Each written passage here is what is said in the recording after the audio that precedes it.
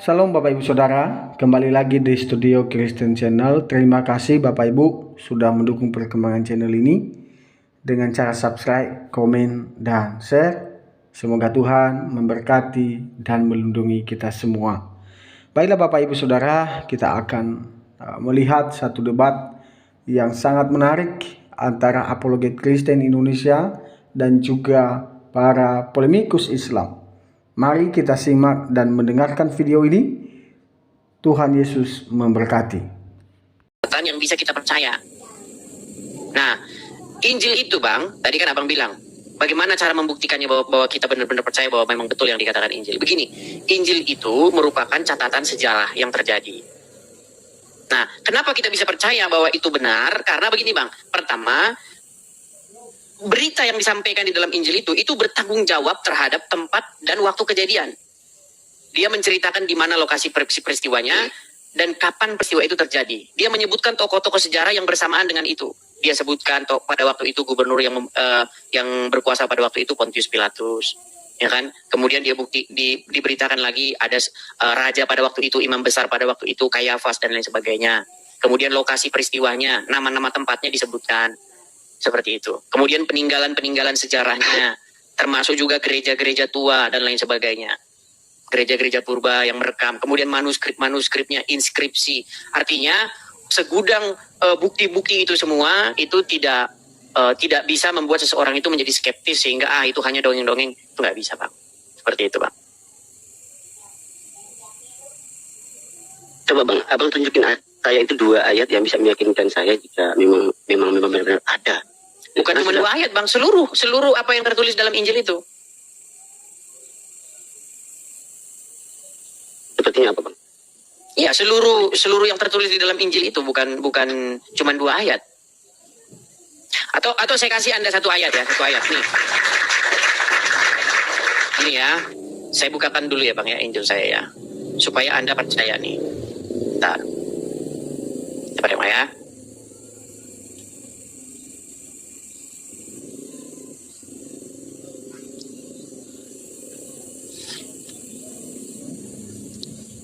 Coba deh Bang ya.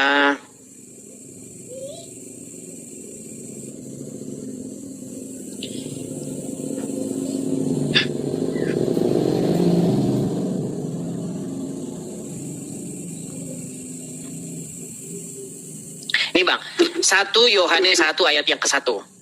Nih, apa yang telah ada sejak semula, yang telah kami dengar, yang telah kami lihat dengan mata kami, yang telah kami saksikan dan yang telah kami raba dengan tangan kami tentang firman yang hidup, itulah yang kami tuliskan kepada kamu. Jadi keterangan para saksi mata, keterangan murid-murid Yesus sendiri yang memberitakan tentang nama Yesus, yang memberitakan tentang Yesus kepada segala bangsa. Begitu Bang. Itu yang membuat kita percaya bahwa apa yang dikatakan, apa yang tertulis di dalam Injil itu adalah benar. Bukan dongeng-dongeng begitu Bang. Seperti dada dibelah. Ada suatu malam, dada dibelah. Nah itu kalau kayak begitu itu udah jelas Bang. Dongeng yang nyata. Gitu. Seperti itu Bang. Biasanya Bang, dongeng-dongeng itu dia tidak menyebutkan kapan peristiwa itu terjadi dan di mana peristiwa itu terjadi. Saya kasih contoh gini Bang. Kita ini kan dulu pernah sekolah kan. Waktu zaman-zaman sekolah dulu Bang, Abang pernah dengar nggak cerita kancil mencuri timun? Iya. Coba waktu Anda baca kancil mencuri timun itu, kejadiannya itu di mana? Di mana itu TKP ketika peristiwa itu terjadi? Apakah dia di Sungai Mahakam kah? Atau di Pulau Halmahera kah? Atau di mana? Nggak ada. Kemudian kapan waktu kejadiannya? Apakah tanggal 17 Agustus 1945 atau kapan? Tidak jelas. Nah biasanya dongeng-dongeng atau cerita-cerita fantasi atau cerita-cerita fiksi itu tidak menyebutkan salah satu maupun kedua-duanya. Contoh misalnya Malin Kundang. Malin Kundang memang kita tahu cerita itu backgroundnya terjadi di Sumatera Barat. Tapi tahun berapa? Kapan? Pada masa pemerintahan siapa? Itu nggak jelas begitu karena memang dongeng. Karena memang penulis itu dia memang tahu bahwa itu peristiwa nggak pernah terjadi gitu loh. Makanya dia tidak menyebutkan di mana kejadiannya dan kapan waktu kejadiannya. Nah, ketika kita baca Injil, Bang, di dalam Injil itu disebutkan pada waktu itu seluruh tanah Yudea, begitu kan? di provinsi Yudea. Gubernur pada waktu itu yang memerintah adalah Pontius Pilatus. Semua tokoh-tokoh itu yang disebutkan itu tokoh-tokoh memang benar-benar ada begitu. Ya kan? Siapa imam besar yang berkuasa pada waktu itu? Disebutkan, ya. Bukti-bukti tertulisnya seperti surat-surat Rasul Paulus kepada jemaat di sini, surat Rasul Paulus kepada itu ada bukti-bukti sejarahnya. Manuskrip-manuskripnya masih bisa kita masih bisa kita dapatkan. Nah, sementara Abang sebagai muslim nih, saya sudah pernah men-challenge orang-orang Islam. Kalau ada yang bisa menunjukkan tokoh Muhammad itu pernah hidup di mana dan abad keberapa, saya terjun dari Monas. Coba, pada waktu Muhammad lahir, siapa pemerintah yang berkuasa pada waktu itu? Coba silakan, Pak. Pada waktu itu Muhammad dikatakan dia lagi tidur-tidur di rumahnya, pembaringan. Lalu tiba-tiba atap rumahnya terbuka, ya kan? Waalaikumsalam. Lalu tiba-tiba datanglah orang membawa pisau bedah, betul nggak? Iya. Terus dadanya dibelah, diambil, hatinya dicuci pakai air jam-jam, gitu tahu? Pernah dengar cerita itu? Iya, pernah. Coba saya tanya, itu kejadian pada masa pemerintahan siapa? Coba yuk, apakah terjadi pada masa pemerintahan siapa di situ? Coba silakan. Bang, saya roasting ya. Lupa saya. Nah, itu ya teman-teman ya. Isra Mi'raj juga seperti itu. Jadi teman-teman, artinya begini, kita itu dikasih akal, dikasih logika untuk mengambil satu kesimpulan. Apakah itu peristiwa itu yang disajikan kepada kita itu adalah peristiwa yang nyata atau dongeng-dongeng semata, begitu. Karena di dalam Bible pun ada, Bang. Di dalam Bible itu ada satu ayat yang berbunyi begini, ya. Sebentar ya.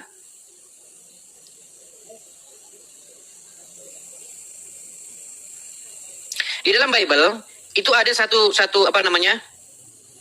nubuatan tentang apa yang akan terjadi ya teman-teman ya. Nah ini salah satunya ini.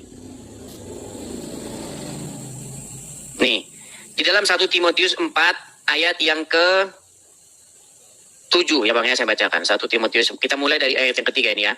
Nih, mereka itu ini ya, karena semua orang yang diciptakan Allah itu baik dan satu pun tidak ada yang haram dan dapat diterima dengan syukur. Sebab semuanya itu dikuduskan oleh firman Allah dan oleh doa.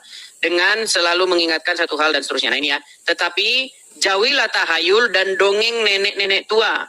Latihlah dirimu beribadah, latihlah badanmu dan seterusnya dan seterusnya. Jadi memang kekristenan itu Bang, itu dibangun atau lahir dari sebuah peristiwa sejarah begitu. Bukan lahir dari pada suatu hari di gua yang gelap, ya kan, adalah seseorang begini. Nah, kapan kejadiannya? Nah, ditanya gitu nggak tahu kapan kejadiannya, begitu Bang. Seperti itu. Jadi abang ini masih Muslim. Muslim. Apa yang membuatmu ragu-ragu tentang agama Islam, Bang? Selama saya ikut acaranya Bang Edis ini, saya lihat kok menarik gitu.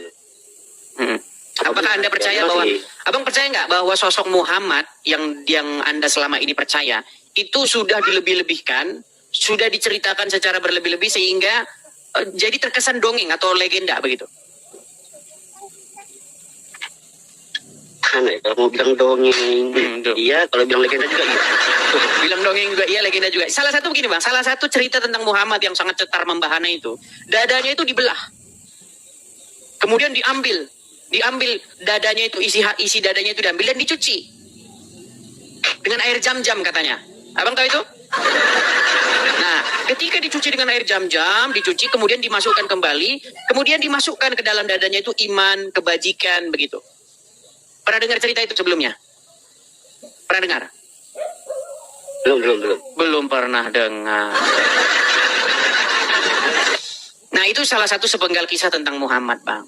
Nah, itu kisah itu pernah saya obrolin dengan banyak orang Islam. Dan sebagian besar dari mereka itu nggak percaya cerita itu hanya omong kosong. Menurut teman-teman yang pernah saya ajak cerita ini. Karena begini, bagaimana jalan ceritanya, iman dan kebajikan itu jika dimasukkan ke dadanya harus dibelah. Berarti semua orang yang belum beriman ketika ingin dimasukkan iman ke dalam dadanya harus dibelah juga. Padahal kita tahu iman itu adalah sebuah sesuatu yang bukan barang yang konkret gitu loh, bukan barang yang betul-betul nyata, tetapi sesuatu yang sifatnya itu abstrak begitu, tidak ini, bukan barang yang bisa dipegang begitu, seperti itu Bang. Jadi intinya gini, kalau abang masih mencari kebenaran, udah ragu-ragu dengan agama Islam, ya abang pelajari dulu ya, apakah Islam itu dibangun di atas dongeng-dongeng semata, ataukah Islam itu dibangun di atas sejarah, ya. Karena banyak cerita-cerita dalam agama Islam yang orang Islam sendiri nggak percaya bahkan, yo. Dia nggak percaya. Banyak loh orang Islam yang nggak percaya tentang cerita-cerita tentang orang Islam. Contoh, katanya Muhammad bilang, setan itu kencing di telinga. Itu yang menyebabkan orang nggak bisa bangun pagi. Pernah dengar cerita itu? Terus setan katanya tidur juga di hidung.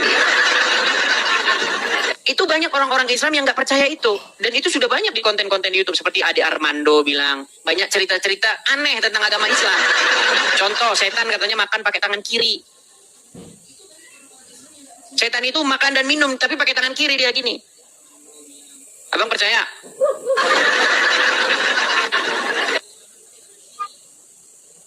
Begitu. Oke lah bang, intinya kalau abang masih mencari. Ini bang, Matius 5 ayat 3 ini saya kurang paham. Maksudnya apa ini? Apa itu bunyinya? Coba dibacakan. Maka datanglah kepadanya penduduk dari Yerusalem, dari seluruh Yudea, dan dari seluruh daerah sekitar Yordan. Ini apakah mereka ini berlain agama dengan agama Kristen kok sudah datang ke sana gitu? Iya, pada waktu itu begini bang. Yesus itu pada waktu itu adalah sebuah tokoh yang sangat fenomenal. Dia menyembuhkan banyak orang, dia mengajar dengan kuasa, tidak seperti ahli-ahli Taurat atau ahli-ahli agama orang Yahudi. Sehingga banyak orang tertarik mendengar ajaran Yesus seperti itu. Makanya baca saja bang. Dibaca saja Injil itu ya dari Matius sampai Yohanes, teman. Abang baca sampai selesai. Nanti kalau abang kurang paham atau tidak punya pertanyaan-pertanyaan boleh. Tapi dibaca dulu. Jangan belum dibaca tapi udah nanya-nanya. Baca dulu sampai selesai, begitu. Seperti itu, bang. Dan Injil itu memang diberitakan kepada segala bangsa, seperti itu. Nah, saya sudah melakukan kajian yang sangat mendalam. Saya sudah baca Injil sampai selesai, Bible. Saya sudah baca Al-Quran. Memang kesimpulan saya, bang, sulit bagi saya untuk tidak mengatakan bahwa Al-Quran itu melakukan plagiatisme terhadap Bible. Begitu. Sulit bagi saya untuk tidak mengakui itu. Karena ketika kita baca isi Quran, itu sebenarnya isi Quran itu sudah ada di dalam Bible. Seperti kisah tentang Abraham, terus kisah tentang seorang malaikat datang kepada seorang perawan bernama Maria, ya kan? Cuma sedikit namanya diganti-ganti di Quran. Maria atau Miriam ya diganti jadi Maryam. Abraham diganti jadi Ibrahim. Nah, cuman bang, ini kita sederhana aja ini. Gimana cara kita bisa tahu bahwa sesuatu itu asli, sesuatu itu palsu? Gimana caranya? Saya kasih contoh bang, contoh misalnya nama orang ya. Kalau orang Batak, misalnya namanya itu Binsar. Kan ada kan nama orang Luhut Binsar Panjaitan kan, ya kan? Nah, Binsar itu kalau bahasa Batak artinya itu bersinar. Itu arti dari Binsar itu. Merekah begitu loh, bersinar seperti itu. Nah, bayangkan kalau nama orang Batak itu diambil di Uruguay. Namanya bukan Binsar lagi. Tapi namanya jadi Unsar. Ini jadi kehilangan identitas. Ini namanya ini apa ini Unsar ini apa? Nah, saya kasih tahu Bang, Abraham ya. Itu ada maknanya. Dulu namanya itu adalah Abram. Kemudian diganti namanya menjadi Abraham. Yang artinya itu adalah bapak dari banyak bangsa-bangsa. Nah, ketika kita baca Al-Quran, namanya berubah jadi Ibrahim. Jadi Ibrahim. Nah, ketika saya tanya sama orang Islam, ini Ibrahim ini artinya apa? Waduh, memble. Nggak ada yang tahu Bang, orang Islam kenapa namanya Ibrahim itu nggak ada yang tahu. Jadi kehilangan makna, Bang. Makanya ketika kita membaca Al-Quran dan ketika kita bersandar kepada logika, sejarah dan fakta, itu memang sulit untuk tidak meninggalkan Al-Quran. Ya. Sulit begitu. Karena saya pernah bilang dulu yang saya sebut dengan teologi maling. Apa itu teologi maling? Teologi maling itu adalah sebuah konsep teologi yang Anda dapatkan dari agama lain, tetapi Anda nggak tahu kenapa itu ada di agama Anda. Contoh aja saya kasih tahu tentang sunat. Abang sunat kan? Islam kan? Ya. Coba saya tanya sama abang, sunat itu biar ngapa? Dan kenapa? Itu kan sunat. Iya, kenapa dan biar ngapa coba? Kenapa orang Islam kok ikut-ikutan sunat? Biar ngapa dan kenapa? Gak tahu kan? Ya. Ya nggak tahu bang, karena memang dipertanyakan ini kenapa orang Islam ini kok ikut-ikutan sunat, tapi dia nggak tahu kenapa dia sunat. Katanya biar sehat, biar bersih. Loh. Masa sunat biar sehat, biar bersih? Aduh, bener-bener ini kan ngaco betul gitu loh. Sunat itu, Abraham itu disunat karena Tuhan mengadakan perjanjian dengan Abraham. Nah, tanda perjanjian itu adalah sunat itu. Jadi sunat itu adalah sebuah materai atau bekas bahwa Tuhan tuh pernah berjanji. Gitu loh. Kalau kita punya janji bang, kita itu harus punya tandanya. Tanda bahwa kita berjanji. Contoh, kita janji nih, jual beli tanah. Kan ada bekasnya itu. Ini loh buktinya, materainya kita pernah berjanji nih. Bahwa tanggal sekian, ini, saya terjadi perjanjian antara saya dan kamu. Ini tandanya, materainya. Nah sunat itu begitu. Tanda perjanjian. Nah datang Islam, sunat biar bersih. Aduh berat nih Bang. Dan sunat itu bang, sunat itu adalah suatu brit milah atau perjanjian yang dilakukan kepada laki-laki berumur 8 hari. Nah orang Islam sunat 12 tahun. memang sulit bang, sulit. Gitu bang.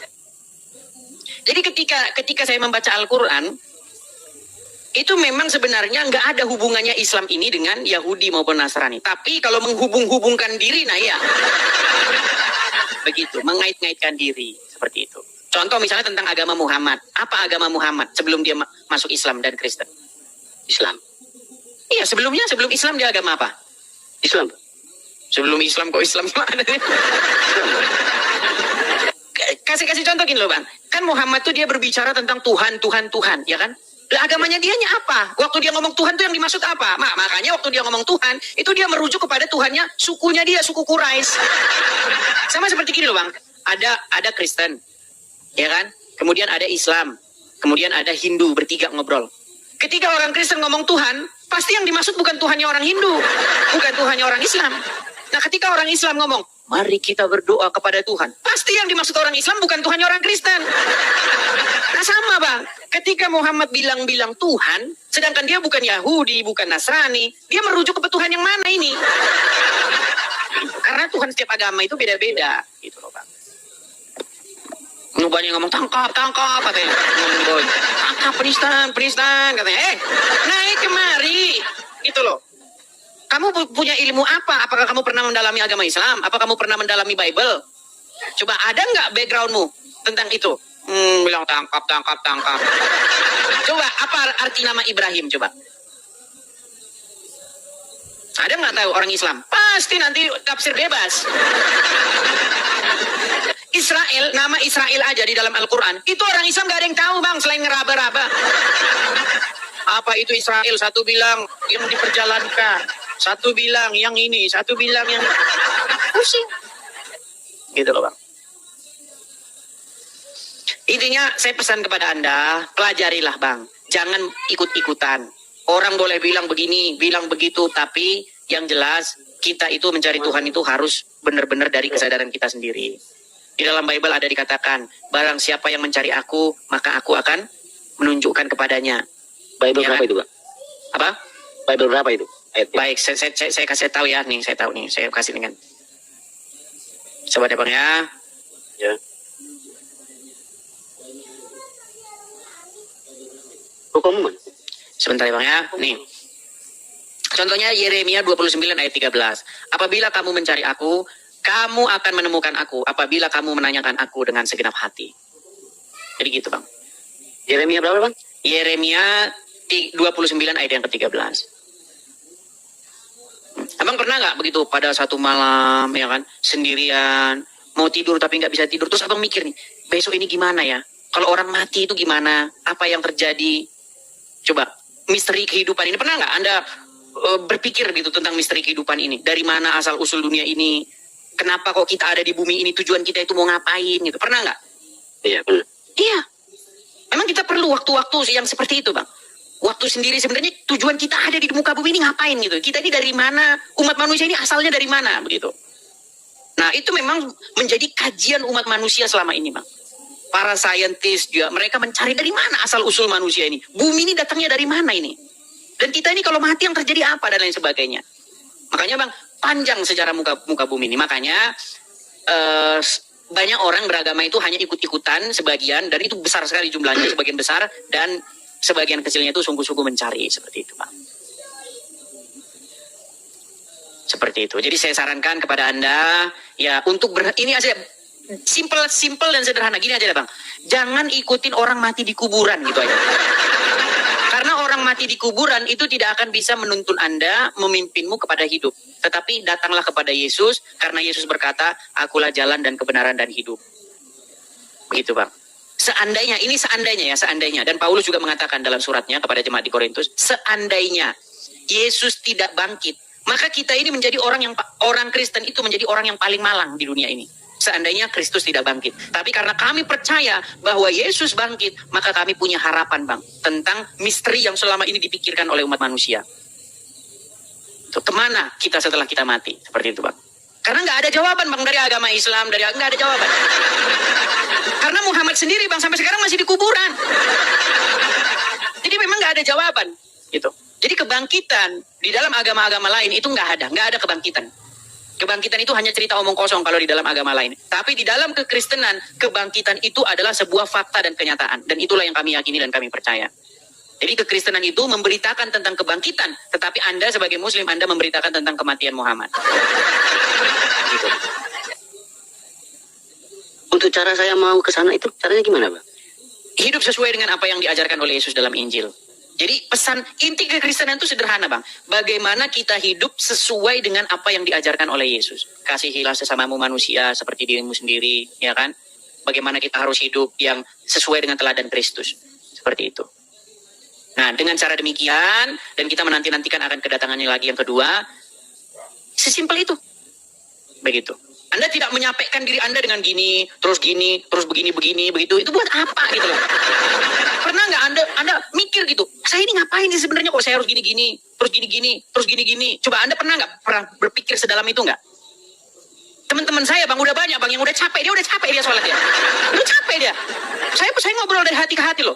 Dalam suatu saat dalam satu perjalanan ya, saya ngobrol sama dia. Bro, lu nggak capek bro sholat gitu-gitu terus? Dia bilang capek gitu. Capek dia sholat itu. Kadang-kadang dia cerita itu, kadang-kadang ini juga ngapain ya, kok gini terus begini, ini maknanya apa gitu. Seperti itu. Dan itu banyak bang, yang tadinya dia rajin, sholat, tiba pada suatu masa dia udah capek. Dia nggak menemukan sesuatu yang baru di dalam ritualitasnya itu.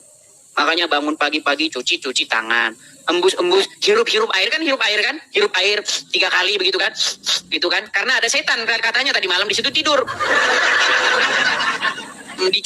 Besok datang lagi setannya. Dicuci lagi, besok datang lagi setannya, datang lagi. Begitu bang.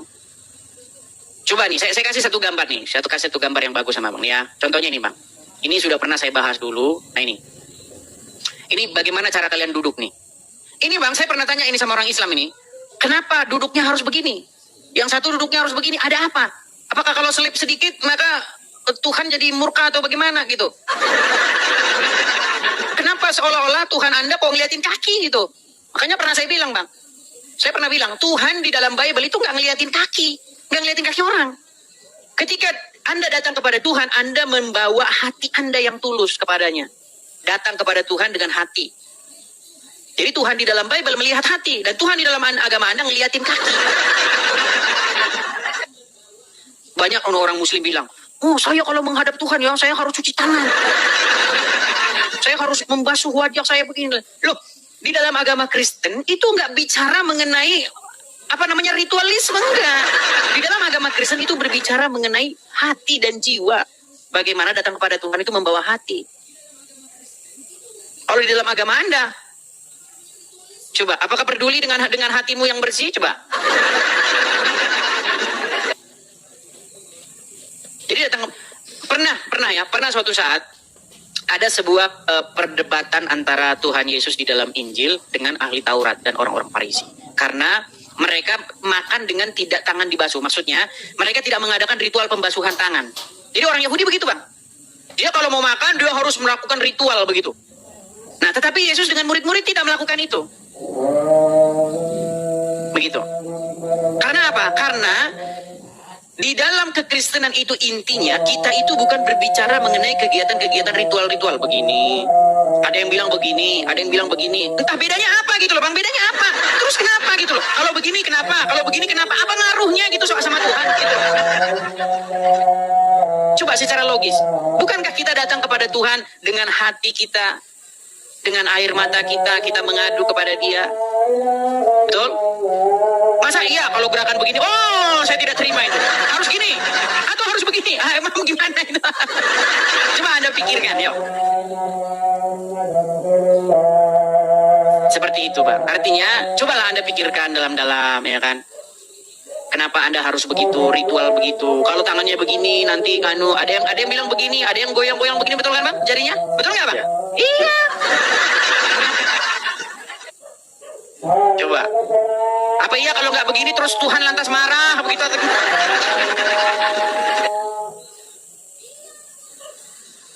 Gitu loh, Bang. Apa iya kalau misalnya Anda misalnya datang kepada Tuhan, kalau kaki Anda nggak begini, nanti nggak diterima, harus geser dikit begini, ini buat apa gitu loh? Coba hati Anda menjawab tuh, biar ngapa gitu coba. Ini saya pernah tanya Bang, udah banyak orang Islam saya tanya tentang ini nih. Kenapa harus begini? Satunya harus didudukin di begini, satunya harus ditekuk begini, dan satunya begini lagi, beda lagi. Ya kan? Kan beda nih Bang. Iya. Saya tanya orang Islam, gua ada Bang, muter jawabnya. Macam ambulan udah. Muter. Gak ada yang tahu Bang, gak ada yang tahu. Padahal ini adalah satu pilar utama dalam agama Islam, yaitu sholat, tiang agama itu. Bayangkan Bang, soal tiang agama, soal pilar dasar agama Islam, orang Islam nggak tahu Bang, nggak tahu. Selain daripada ngarang bebas Bang. Kalau ngarang bebas tahu. Ini saya tanya begini nanti Bang, jawabannya pasti ngarang bebas. Saya tanya dalilnya, kalau ada dalilnya saya terjun dari Monas Bang. Terjun dari Monas. Kalau ada disebutkan ini dalilnya di Quran Bang. Makanya saya sudah pernah bilang Bang, ada satu statement dari saya. Gini Bang ya, ini memang agak gimana ya nih.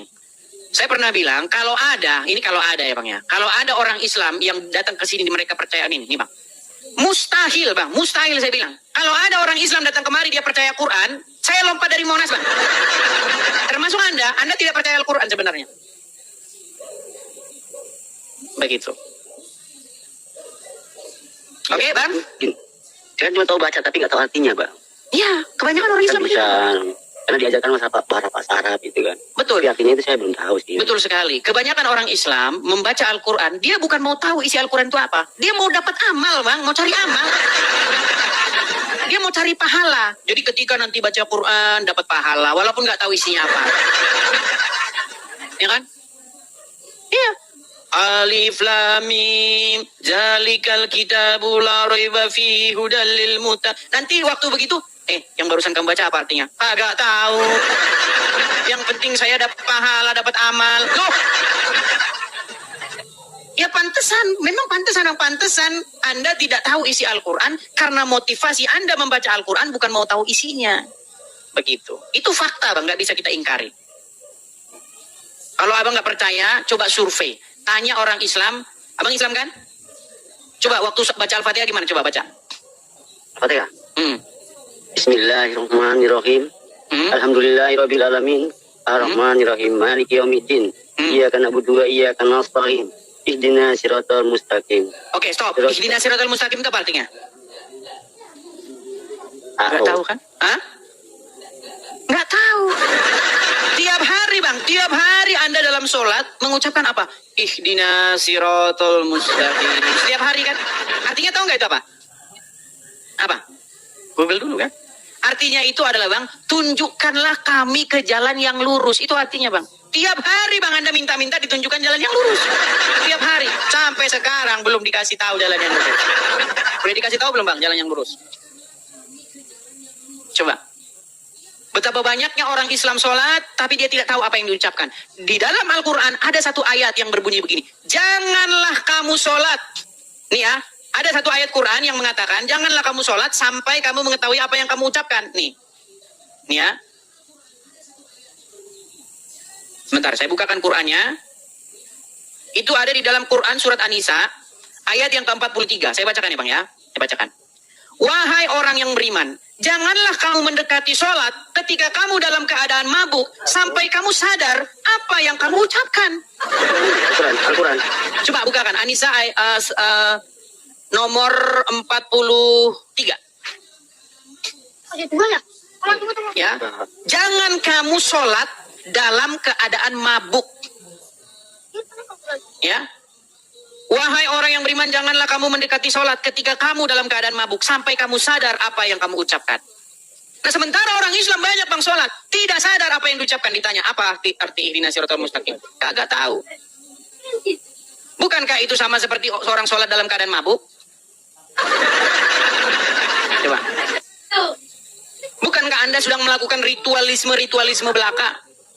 Ambil air wudhu, cuci tangan begini terus begini, coba. Bukankah itu hanya ritual belaka? Padahal di dalam Al-Quran itu dikatakan bang, sesungguhnya sholat itu mencegah perbuatan mungkar. Itu yang dimaksud dengan sholat. Tapi bang, banyak bang orang sholat begini, nggak ada perubahan bang, nggak ada perubahan. Buktinya apa? Di masjid dia begini. Setelah silap dikit, dompet diambil, tas diambil. Banyak kan? Iya nggak? Dia ada CCTV di masjid, dia begini, ya kan? Silap dikit, ambil tas orang. Nah.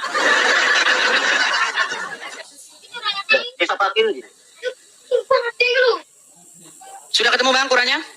Udah. Ya, coba dibukakan surat An-Nisa ayat ke 43. Apa di situ dibacakan? Apa di situ dikatakan? Ya, sudah saya baca, Bang. Apa itu, Pak? Ini apa? Bahasa Arabnya apa bahasa Latinnya? Bahasa Indonesianya, Bang. Kalau Arabnya lagi nanti Abang makin gak ngerti lagi. Wahai orang yang beriman, janganlah kamu mendekati sholat ketika kamu dalam keadaan mabuk. Sampai kamu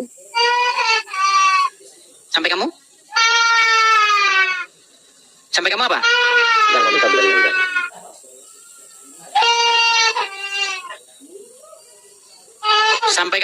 Sampai kamu sadar apa yang kamu ucapkan, dan jangan pula kamu menghampiri masjid ketika kamu dalam keadaan Junub maksudnya, Bang. Junub. Iya. Nah, di situ ada kata-kata sampai kamu tahu apa yang kamu ucapkan, betul nggak? Iya. Coba tanya sama orang Islam di Indonesia, apa arti ihdinas siratal mustaqim? Oh. Siratal ladzina an'amta alaihim, betul? Iya. Coba tanya artinya apa? Nggak tahu juga bang, banyak yang nggak tahu bang. Padahal di dalam Quran, janganlah kamu sholat dalam keadaan mabuk sampai kamu mengerti apa yang kamu ucapkan. Memang nggak mabuk alkohol bang, tapi dia nggak ngerti apa yang diucapkan. Nggak ngerti. Termasuk Anda tadi saya tanya, apa arti ihdinas siratal mustaqim? Nggak tahu kan? Oh nggak ada bro. Apa begini? Seperti itu. Nah kalau kita baca Al-Quran, tidak pernah ada di dalam Al-Quran tuh sholat tuh harus pakai bahasa Arab tuh nggak ada bang. Coba saya tanya bang, Muhammad sholat pakai bahasa apa? Bahasa Arab. Bahasanya siapa itu? Bahasanya bangsa lain atau bahasanya dia sendiri? Tak paham. Gini, ketika Muhammad sholat, dia pakai bahasa yang dia mengerti atau bahasa yang dia tidak mengerti? Iya, pasti dia pakai bahasa yang dia mengerti, Bang. Nah, Muhammad saja sholat pakai bahasanya sendiri. Kalian sholat nggak pakai bahasa sendiri. Betul? Iya.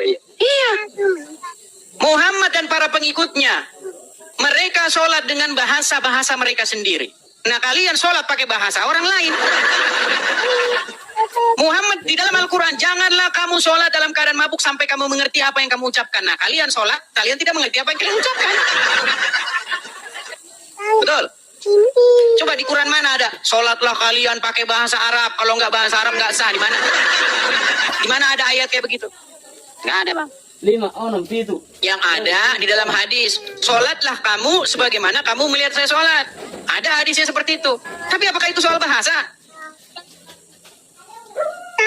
Ketika Muhammad ngomong gitu, dia ngomong sama siapa? Sama orang Manu gitu, orang Yunani gitu. Sehingga harus sholatnya pakai bahasa Indonesia, bahasa Arab. Gitu, Bang. Jadi intinya itu saja lah, Bang. Intinya saya berpesan kepada Anda supaya Anda ini ganti Tuhan lah. Ganti Tuhan. Yang Tuhan Anda Muhammad, Anda ganti Tuhan Anda dengan Yesus. Ganti junjungan. Ganti siapa yang harus memimpin dirimu. Selama ini kamu dipimpin oleh orang dalam kubur, kamu ganti dipimpin oleh Yesus. Datang kepada Yesus, belajar dengan apa, belajar tentang apa yang diajarkan oleh Yesus supaya kita hidup seperti itu. Seperti itu Bang ya. Oke, kita kasih kesempatan kepada muslim lain ya. Sama-sama Bang, sama-sama. Oke ya, kita turunkan dulu. Ya, baik teman ya, seperti itu.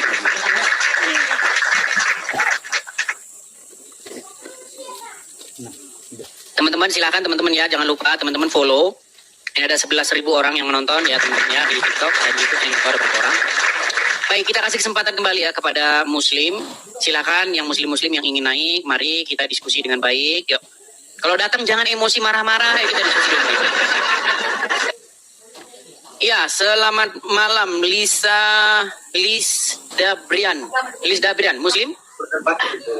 Halo? Halo?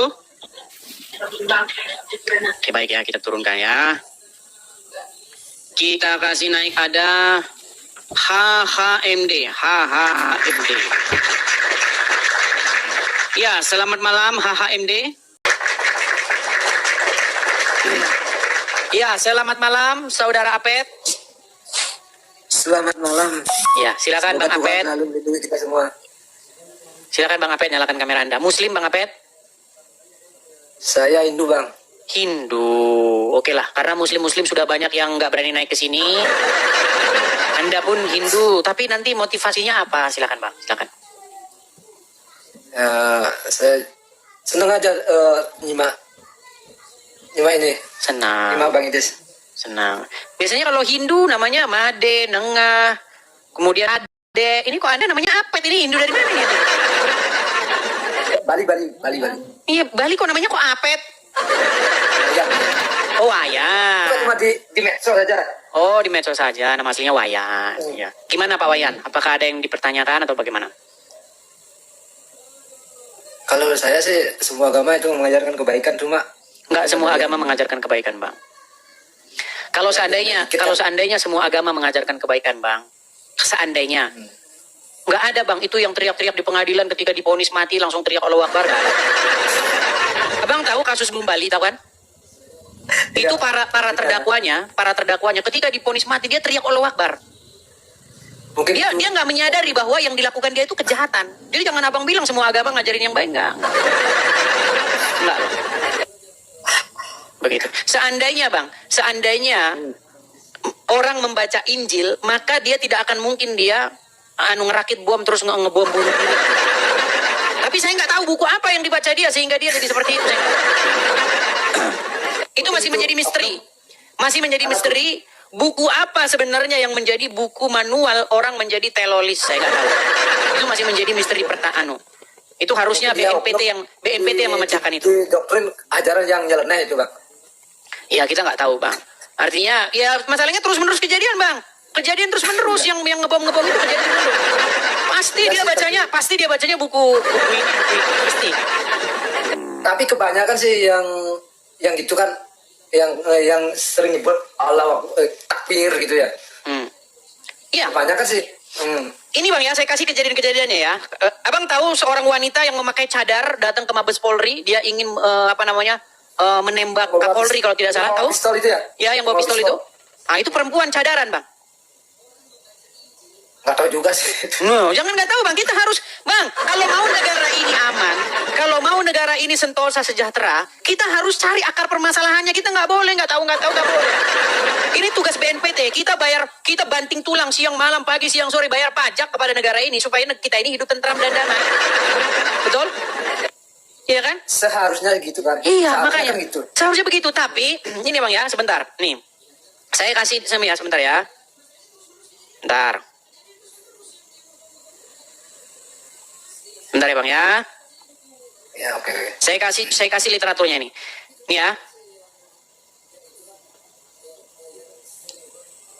Ini nama perempuannya, namanya itu sebentar ya. Saya kasih.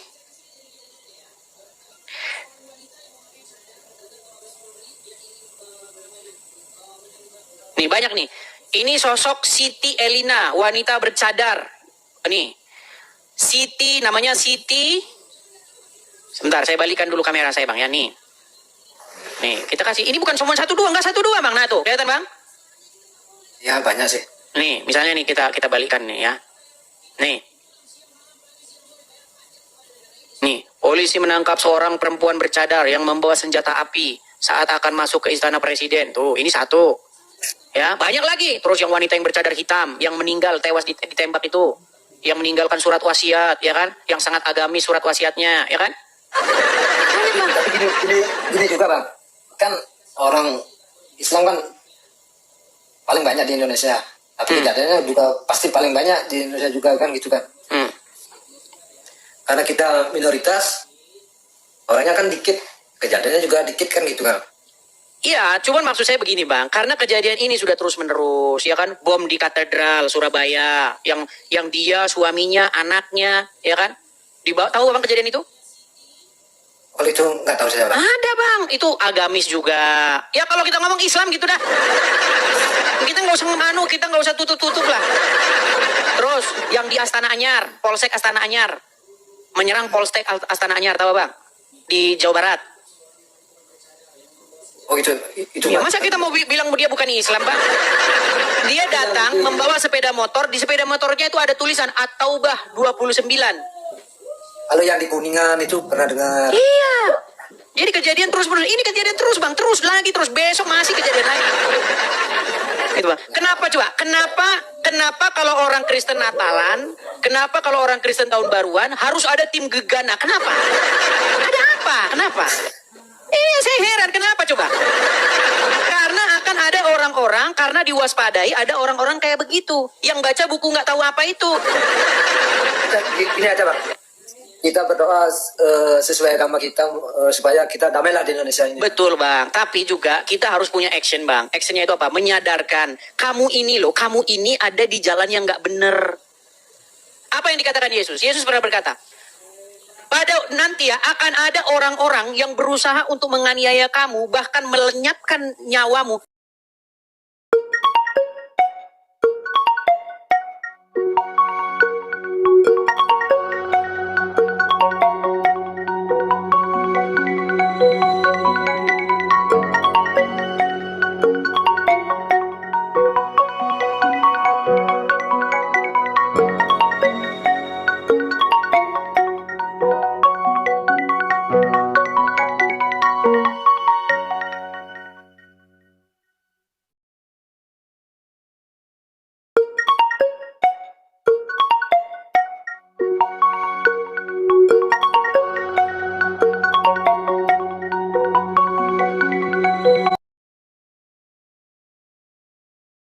Dan mereka akan mengira bahwa mereka itu akan berbakti kepada Tuhan.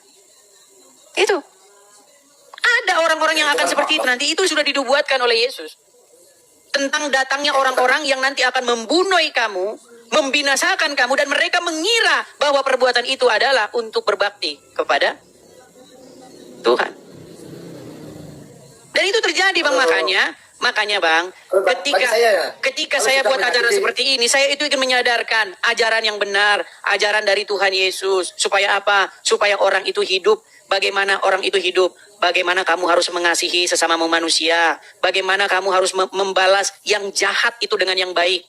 Ketika orang jahat sama kamu tetap harus berbuat baik kepada dia. Nah ini nggak ngapa-ngapain bang, lagi di gereja bagus-bagus bang. Itu apa? Coba karena apa itu? Karena ada roh kebencian yang merasuki dirinya. Itu ego oknum itu bang. Ya dibilang oknum juga ada terus bang. Nanti ada lagi. Gitu. Tapi sering terjadi ya bang ya? Iya bukan sering-sering bang, berapa kali kita lihat. Bentar lagi ada bom letus di sini, bom letus di situ lagi pengikutnya itu lagi. Gitu loh. Orangnya kayak begitu lagi. Terus bang masalahnya kejadian begitu. Di luar Bali banyak juga yang kejadian sama Kristen. Banyak bang, di mana-mana bang, di mana-mana seperti itu. Nah, tapi saya berdoa semoga Indonesia ini damai lah. Semoga bang, mudah-mudahan makanya bang kita menyadarkanlah supaya orang itu tidak menganut ajaran-ajaran yang penuh dengan kebencian seperti itu bang.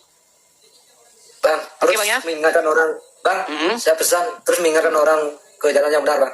Betul, ini yang saya lakukan ini juga seperti itu bang. Ini contoh, ini kasih contoh abang tahu ini preman Cikiwul, tahu abang? Preman Cikiwul tahu nggak? Abang tahu preman Cikiwul?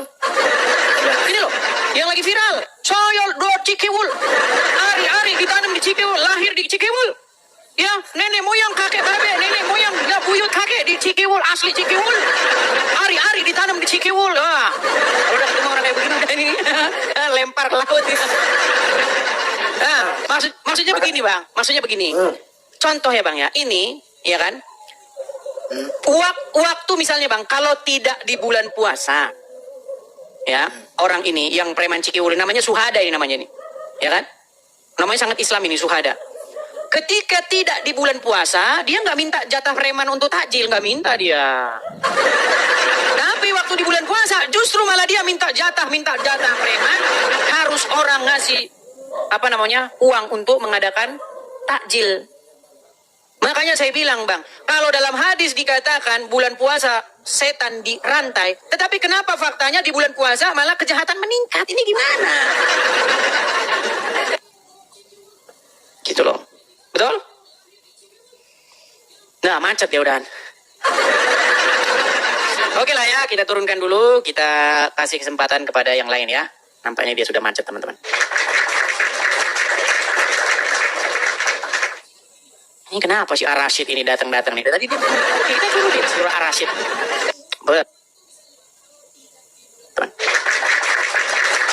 Datang-datang nih. Tadi menyenggol-nyenggol saya ini. Mana Ar-Rasyid? Apa? Kenapa di dalam hadis di bulan Ramadan? Saya belum selesai ngomong. Iya, kenapa kepanikan begitu? Bukan. Kenapa kepanikan? Satu. Bisa nggak? Saya belum selesai ngomong. Oke. Ini loh, kenapa? Nah, kan? Kenapa? Kelabakan kan? Lihat, gelagapan kan? Gelagapan.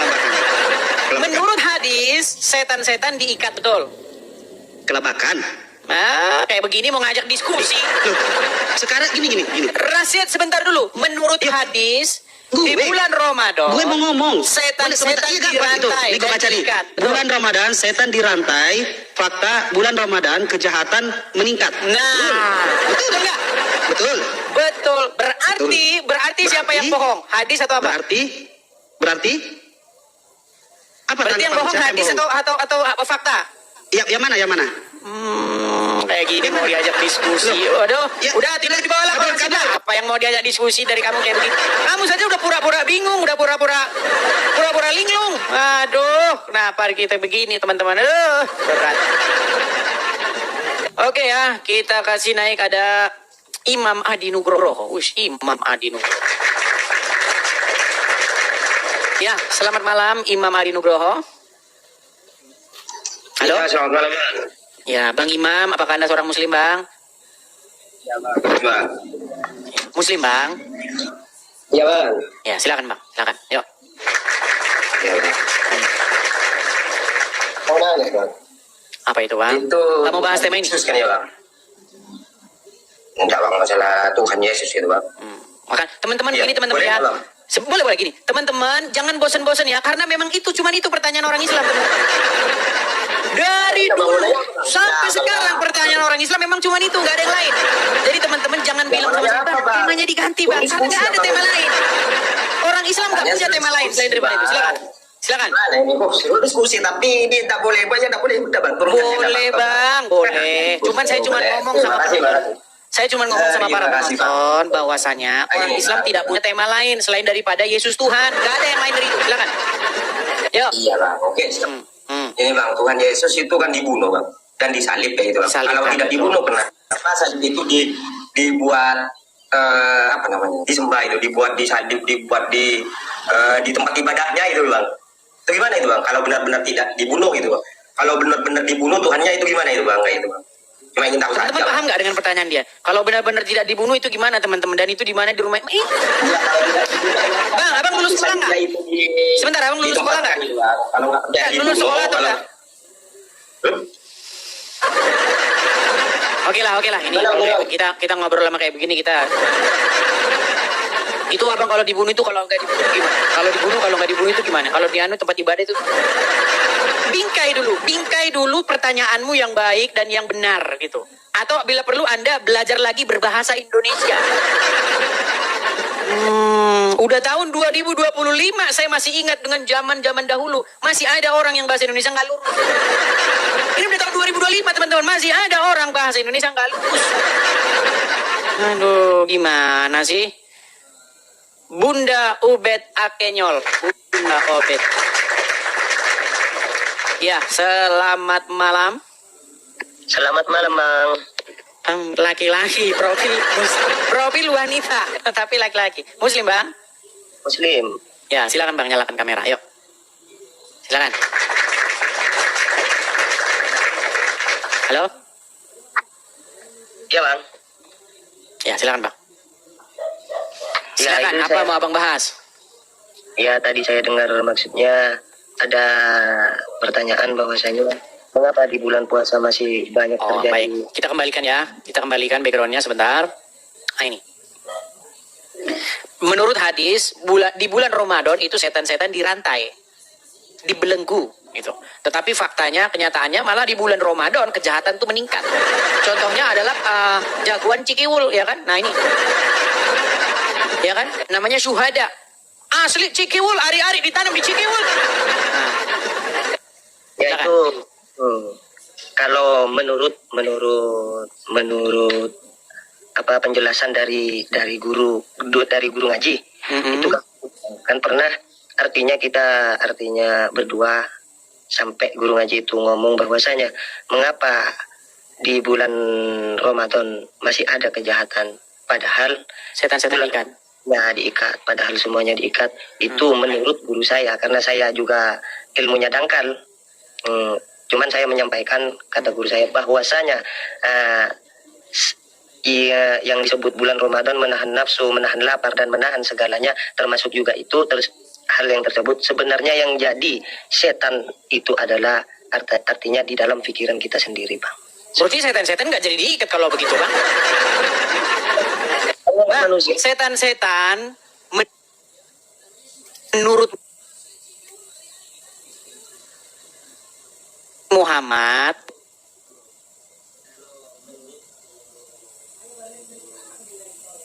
diikat. Artinya dia nggak bisa dilepas tuh. Ngikat dia. Namanya diikat kan dia nggak lepas. Ketika setan-setan di telinga Anda. Buktinya, faktanya. Mau di bulan Ramadan, mau nggak di bulan Ramadan. Tetap saja banyak orang yang nggak sholat subuh. Tetap saja setan kencing di telinga orang. Betul nggak? Masalah itu, Bang. Masalah. Coba Bang, pelan-pelan ya, pelan-pelan Bang. Menurut Muhammad, apa penyebab orang tidak sholat subuh atau terlambat bangun subuh? Kalau seperti itu, Bang, itu karena masih terpengaruh nafsu. Bukan, Bang. Menurut Muhammad, seseorang tidak bisa bangun subuh, tidak sholat subuh karena setan kencing di telinganya. Nah, menurut orang yang sama, Muhammad yang sama, di bulan Ramadan setan-setan diikat. Tapi di bulan Ramadan banyak muslim tidak sholat subuh. Artinya omongan Muhammad bahwa setan-setan itu diikat, tetapi faktanya tetap saja setan masih kencing di telinga orang di bulan Ramadan. Berarti siapa yang jadi pendusta di sini, Bang? Coba. Begini, Bang. Begini, Bang, mau jawab pertanyaan. Silakan. Kita kasih kesempatan muslim ya, silakan.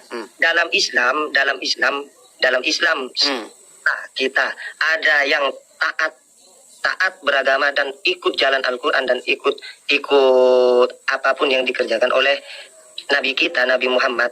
Dan ada juga yang cuman ikut gak ikut. Saya tanya di abang, di agama abang, apakah semuanya itu bagus? 100% bagus? Sudah bisa saya jawab? Bisa saya tanggapi? Nah, tanggapi aja. Baik, ini abang ini melakukan kecacatan berpikir.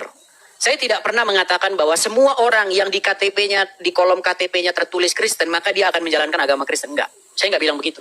Banyak orang Kristen tapi kelakuannya setan banyak. Cuman agamanya aja doang, banyak. Ya kan? Tapi kita nggak bicara itu, Bang. Kita bicara bagaimana statement Muhammad di bulan Ramadan setan-setan diikat. Artinya tidak mungkin setan-setan itu kencing di telinganya orang Islam. Betul nggak? Karena lagi diikat dia. Betul nggak? Betul. Nggak? Tapi faktanya banyak nggak Muslim yang nggak sholat subuh di bulan Ramadan? Banyak. Apa penyebab mereka tidak sholat subuh? Penyebab mereka tidak sholat subuh sebenarnya setan itu hanya kiasan bahwasanya setan itu Enggak. Karena setan kencing di telinganya. Berarti omongan Muhammad kalau setan-setan itu diikat menjadi bohong. Buktinya setan masih kencing di telinga orang Islam. Betul nggak? dan kembali lagi pada bulan puasa. Gimana bang ini logikanya ini? Aduh. Nah, pelan-pelan ya saya mikir bang ya. Gini, abang kalau sholat ambil air wudhu nggak? Kalau sholat ngambil air wudhu bang. Oke, dihirup nggak 3 kali? Gitu, dihirup 3 kali. Dihirup. Oke, kemudian disemburkan 3 kali. Gitu. Ya. Kenapa? Karena apa? Karena itu sunnah Rasul. Bukan, contoh penyebab konkretnya karena apa? Karena kan saya udah bilang bang, saya ilmu pengetahuannya datang. Karena setan bermalam di situ tadi malam. Loh, kok malah ketawa abang ini gimana? Gimana Abang nggak tahu? Gimana nggak ketawa? Begini bang, apa? Abang nggak tahu setan bermalam di hidung? Nggak tahu lah, karena mereka kasat mata. Oke, baik. Bukan masalah nggak tahu Anda nggak lihat. Maksudnya informasi itu tahu nggak? Informasi bahwasanya setan bermalam di hidung. Iya, tahu nggak informasi itu? Nah, saya nggak tahu juga. Oke, saya kasih contoh. Saya balikan kamera saya. Nih bang ya, nih. Sabar ya teman-teman ya. Kita harus ngobrol sama mereka ini, kita harus sabar ya. Kalau nggak sabar nanti ini. Nih, dari Abu Hurairah. Jika seorang di antara kalian bangun dari tidurnya, hendaklah dia beristinsar, memasukkan air ke hidungnya untuk kemudian dikeluarkannya kembali sebanyak 3 kali. Karena setan-setan tidur di lubang hidungnya. Nah, sekarang saya tanya, di bulan Ramadan Anda berbuat seperti ini nggak? Tetap nggak seperti itu? Itu masih. Bang, dijawab dulu bang. Di bulan Ramadan Anda tetap beristinsar nggak? Itu dari siapa dulu? Aduh, sekarang mereka udah malsu-malsuin hadis mereka. Bang, kalau memang di bulan puasa setan sudah diikat, ngapain orang Islam beristinsar lagi? Menyedot-nyedot air 3 kali, menyembur-nyemburkan 3 kali. Bukankah setan-setan sudah diikat? Ini bagaimana ini saudara logikanya? Sungguh Anda ini terlalu ya. Bang, ayolah kita logis lah bang. Ayo saya ajak Anda berpikir logis bang. Sampai kapan Anda percaya? Yuk. Yang ngeluarin hadis itu, saya tanya hadis itu riwayat dari siapa dulu? Nah, berarti Anda sudah malsu-malsukan hadis sekarang kan? Hadis-hadis kamu yang bikin. Kalian yang bikin. Orang Karesteng lagi yang dibilang memalsukan. Bang, sekarang saya pakai logika Anda ya. Saya pakai logika Anda. Kalau setan-setan diikat, berarti mereka bisa tidur di lubang hidung nggak? Saya kan udah bilang sama abang, kalau setan-setan yang sudah diikat emang di bulan puasa. Kalau diikat artinya ada nggak setan-setan yang lepas dari ikatannya kemudian tidur di lubang hidungnya orang Islam? Itu hadis siapa dulu yang Baik, kita tampilkan lah ya. Kita harus sabar teman-teman ya. Hadis apa itu? Baik, kita tampilkan. Oke ya, nih. Saya balik lagi kamera saya. Aduh, kita harus sampai capek-capek ini teman-teman ya. Sebentar, sabar ya Bang ya. Kita balikkan lagi kamera saya Bang, sabar. Sabar ya Bang ya. Bagaimana Anda ini tidak percaya dengan hadis sendiri? Anda nggak percaya? Saya balikkan dulu kamera saya. Sabar Bang, ini Bang. Ini Bang ya, saya balik. Bang, kelihatan nggak kamera saya Bang? Kelihatan? Ya. Abu Hurairah radhiyallahu anhu ya meriwayatkan bahwa Nabi bersabda, apabila salah seorang dari kalian bangun tidur, hendaklah ia menyemburkan air dari hidungnya 3 kali karena setan bermalam di hidungnya nih. Hadis Sahih Muslim nomornya 238. Ya kan? Banyak nih Bang hadis-hadisnya Bang, gak cuma satu itu. Nah, sekarang di bulan Ramadan Muslim kayak gini juga nggak? Ngambil air wudhu nggak? Iya, ngambil kayak gitu. Oke, menurut hadis ngambil air wudhu karena setan bermalam di hidung, betul? Ya, betul itu. Loh, katanya di bulan Ramadan setan diikat.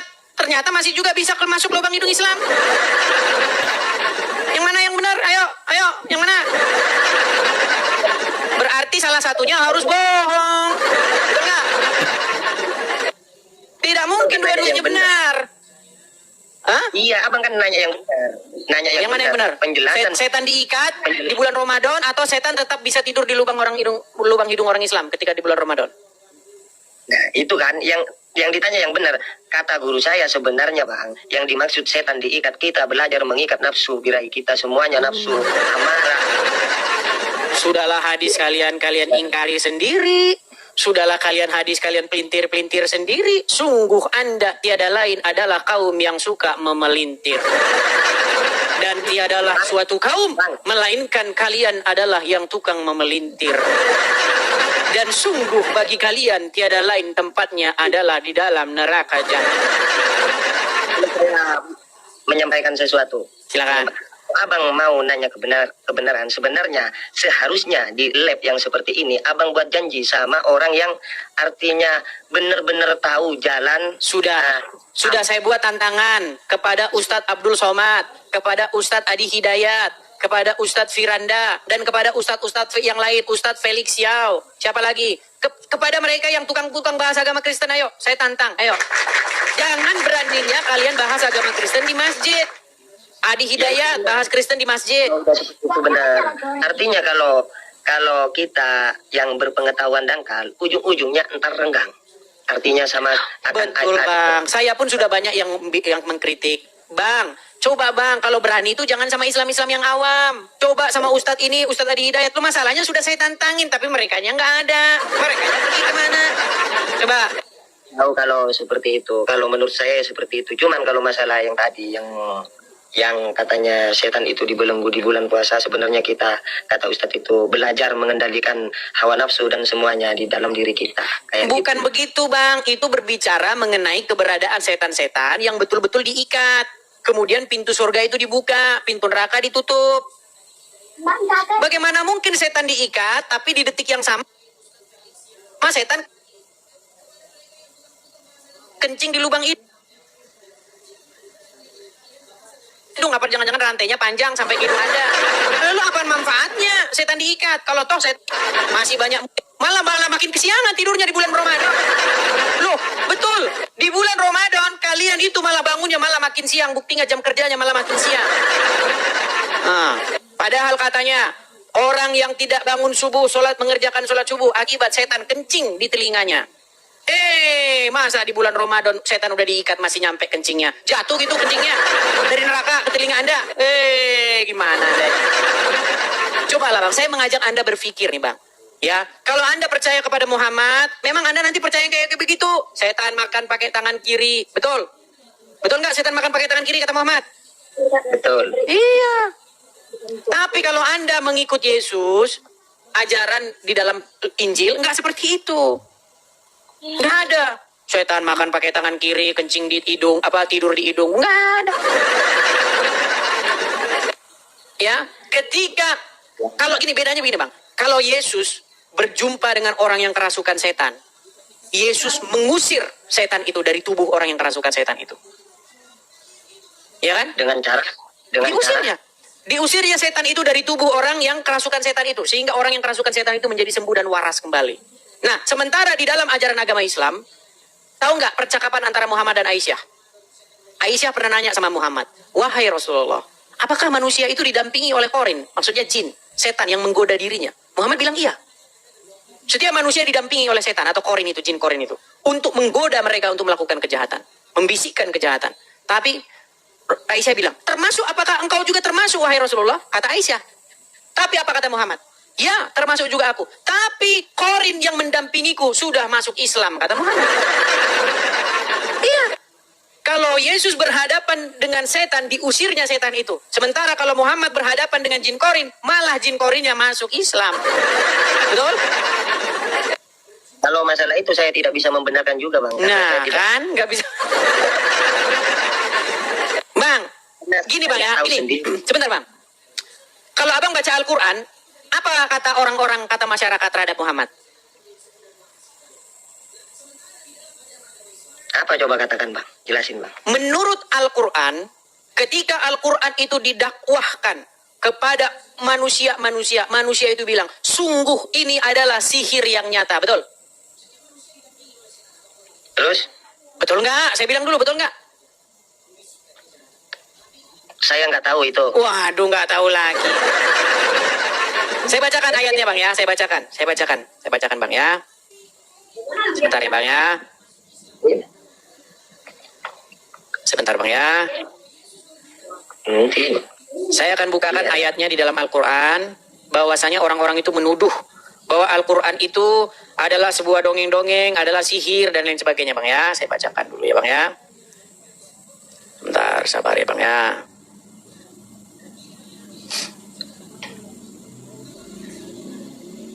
Misalnya nih Bang ya.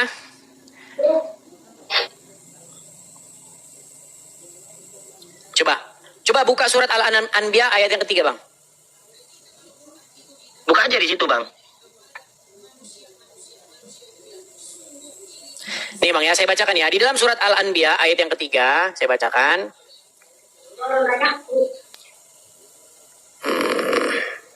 Sebentar. Nih, hati mereka dalam keadaan lalai dan mereka yang zalim itu merahasiakan pembicaraan mereka. Orang ini tiada lain hanyalah seorang manusia seperti kamu. Maka apakah kamu menerima sihir itu padahal kamu menyaksikannya? Jadi, menurut orang-orang bahwa Al-Quran dan Muhammad itu hanyalah sihir semata. Tahu? Ya, terus. Dan Anda percaya nggak dengan itu? Saya kurang berpengetahuan di situ, Bang. Kurang berpengetahuan. Oke, baiklah. Kalau kurang berpengetahuan ya, kita kasih kesempatan kepada muslim yang lain, Bang ya. Pesan saya Bang, saya harus berpesan Bang. Gini Bang, saya sebagai Kristen, saya memberitahukan kepada Anda tentang jalan yang benar. Kalau Anda mau jalan yang benar, ikut Yesus, jangan ikut orang di kuburan. Ya. Yang harus Anda jadikan junjungan itu adalah harus Yesus, jangan orang yang ada di kuburan.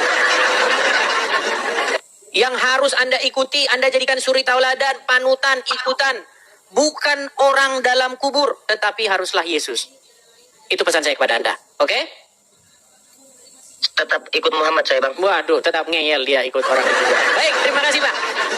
Intinya saya sudah memberitahukan kepada Anda jalan kebenaran. Kalau Anda tidak menerima, ya saya berlepas diri. Oke ya, ketahuilah saya berlepas diri. Ya. Baik, kita kasih kesempatan kepada Bustomi Ahmad. Bustomi Ahmad. Ya, selamat siang, selamat siang. Selamat malam, Bustomi Ahmad. Halo. Selamat pagi, Bang Edi. Selamat pagi, selamat malam. Bang Bustomi Ahmad. Kita lanjutkan yang tadi ya, Bang Bustomi. Ini macet-macet lagi Anda ini. Coba duduk dulu, yang bagus supaya sinyal Anda tidak macet-macet. Coba tenangkan kameranya, jangan goyang ke sana kemari, oke? Baik.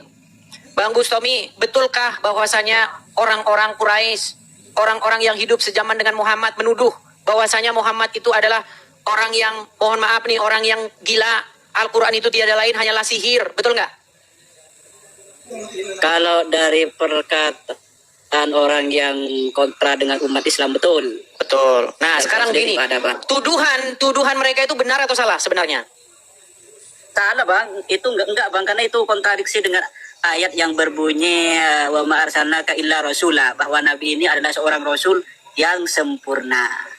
Bukan kena sihir, jadi Muhammad. Nabi ya bukan lah Bang. Bukan kena sihir. Walaupun baik, kita akan buktikan apakah yang mana yang benar, apakah Anda atau orang-orang yang kontra dengan Muhammad. Ya, kita dengarkan ya. Sebentar ya. Di dalam Al-Quran bagaimana Pak? Loh, tadi katanya orang-orang yang kontra dengan Muhammad kan tidak senang dengan Muhammad, sehingga Muhammad dituduh gila dan kena sihir, ya kan? Terus Anda bilang itu tidak benar, betul? Apakah benar Muhammad kena sihir? Baik, nah gini Bang ya, jangan Anda bilang Muhammad tidak kena sihir nih, jadi sebentar Bang, dengar. Pernah disihir oleh Ubay bin A'sam, orang Yahudi. Ya, Nabi SAW sebulan teman-teman nggak sadar, nggak tahu apakah sudah kasih giliran istrinya atau belum. Sampai kali istri ingatkan, ya Rasulullah belum ada datang ke tempat kami. Seperti itulah. Nih dengarkan Bang ya, dengarkan satu kali lagi nih Bang ya. Nih. Apakah Nabi pernah disihir? Pernah. Apakah terdapat riwayat Aisyah? Sebab turunnya 11 ayat. Jadi Muhammad pernah kena sihir Bang. Jadi tuduhan orang-orang bahwasanya Muhammad itu adalah orang-orang yang kena gangguan, kena sihir. Ternyata benar.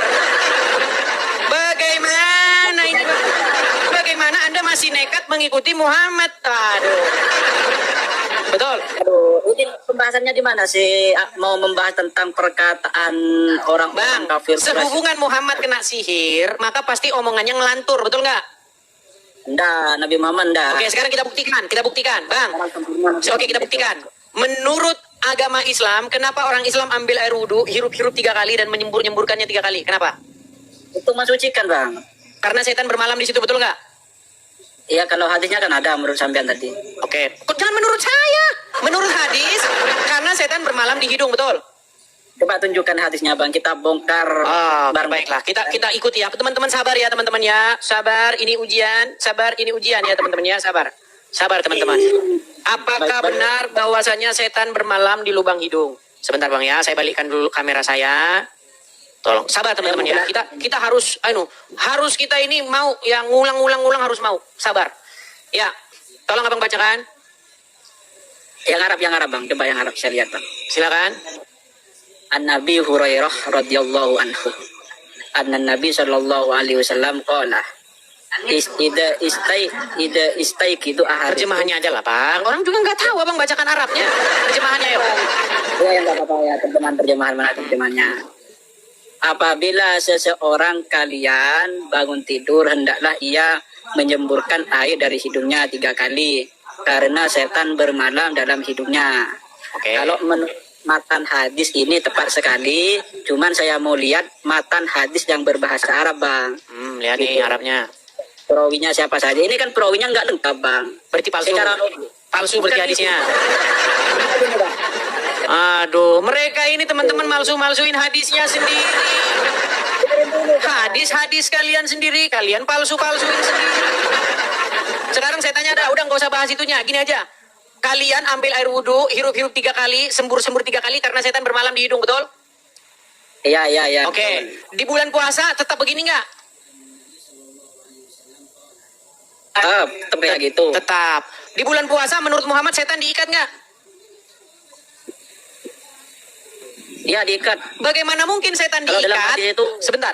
Bagaimana mungkin di bulan Ramadan setan diikat, tapi di bulan Ramadan kalian bersih-bersih karena setan bermalam di hidung? Diikat di hidungmu. Atau gimana? Setan kan diikat, terus kenapa setan bisa nongol di hidungmu? Tetap bermalam saja di hidungmu. Apa gunanya setan diikat? Meninggal dunia. Makanya saya bilang, Bang, Muhammad kan pernah kena jaringannya, sihir. Bang. Loh, Muhammad pernah kena sihir, Bang. Makanya apa yang dia omongin dia makanya bikin Anda bingung. Betul. Berat, saudara-saudara. Langsung mau ngomong apa nggak tahu nih. Gelagapan, saudara-saudara. Betul. Betul, setan diikat. Betul, Bang, setan diikat. Jangan terdiam, Bang, jangan terguncang, ayo. Betul nggak setan diikat? Betul nggak setan diikat, Bang? Bang, jangan diam-diam terus. Gimana diam-diam baik? Gimana?